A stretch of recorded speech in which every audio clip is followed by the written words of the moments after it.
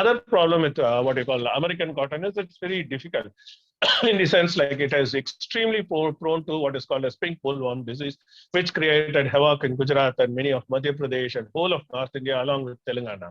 The pink bollworm disease is very particularly attacks the American cotton, whereas Indian cotton is very, very resistant to it. And the pink bollworm disease, in order to tackle it, they went for genetic modification.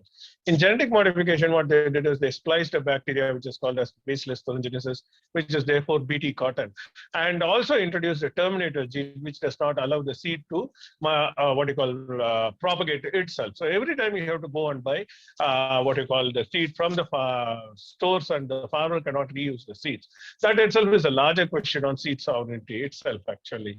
So therefore, there are many issues on that, and we started working on trying to remove the denotification.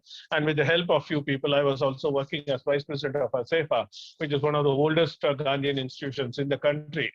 And we were able to get the denotification removed. And therefore, one strain of Karangani cotton, which was the last advanced variety called K12, we were able to propagate legally itself, actually, saying Desi cotton is good. And there were some farmers who were willing to work with us, and then we were able to propagate this K12 variety of cotton. But the main issue with regard to this is BT cotton, while being extremely susceptible to pink bollworm, was actually introduced as very effective against pink bollworm. Same cotton seed is sold in packets with written in bold saying that this seed is no longer effective against against pink bollworm, actually.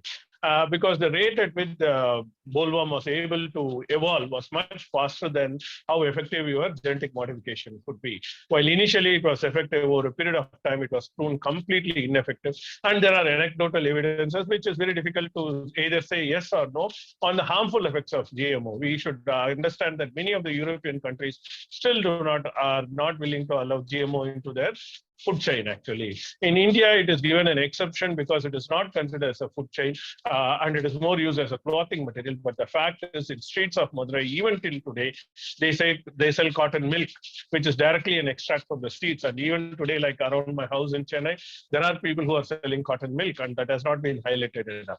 But the core point in all that is, like, American cotton is something which is floodplain cotton, and you are using it in a rain-fed area, actually. Whereas when you have a cotton which can be grown completely unirrigated and can be grown at the harshest of weather, why did you go for American cotton, actually?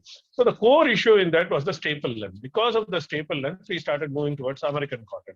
A group of scientists started working on increasing the staple length of this of these Desi varieties, Indian varieties, to be comparable with American varieties. What we have to realize is, if you consider irrigated conditions, your BT cotton does far better than your Desi cotton.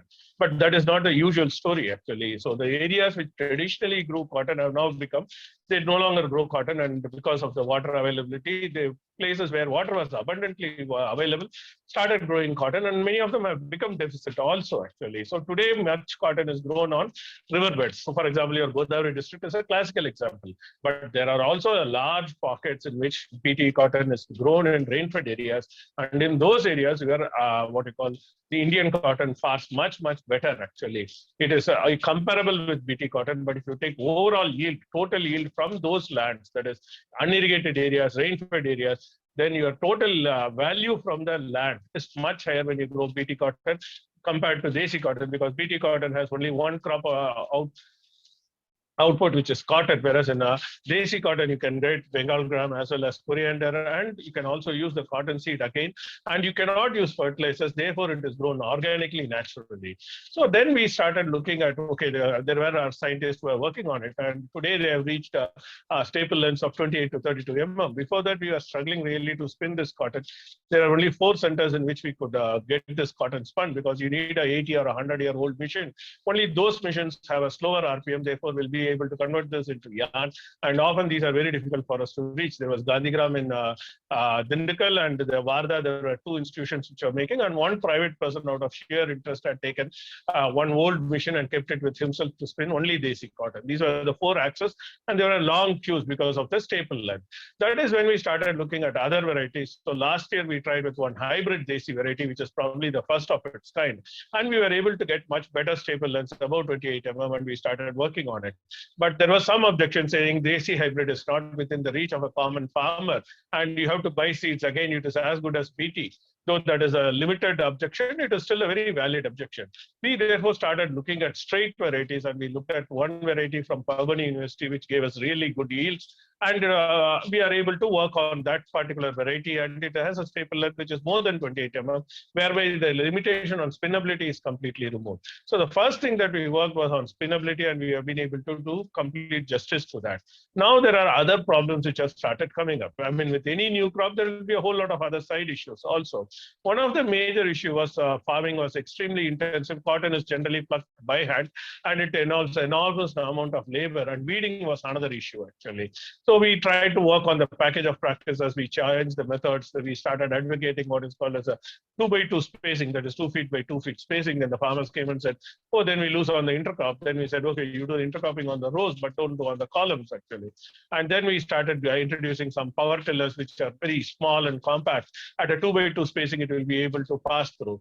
So that led to a saving of around 30 to 40,000 rupees, though farmers report that they spend close to 58,000 rupees on weeding alone. The second issue which propped up was like plucking. Farmers were very happy. The seeds were germinating and they grew quite well. There were germination issues in cotton initially, and there was a lot of experiments where we failed. I still remember when my friend Ranjit and his companion were doing this initial trials some 5-6 years back.